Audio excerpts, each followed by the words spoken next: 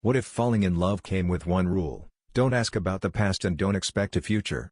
In Ugly Love by Colleen Hoover, Date Collins isn't looking for love when she meets Miles Archer, a mysterious, emotionally locked-down pilot. The attraction is instant, but Miles only offers her a no-strings-attached arrangement, with two rules: never ask about his past, and don't hope for a future. Easy, right? Except it's not. As Date starts to fall, so do the walls around Miles' heartbreaking secrets. Through flashes of his past and the intensity of their connection, we learn why he shut his heart off, and what it might take to open it again. It's raw, passionate, and yes, ugly at times. But it's proof that even the most shattered hearts can still find something worth flying toward. Comment what books you want to see next.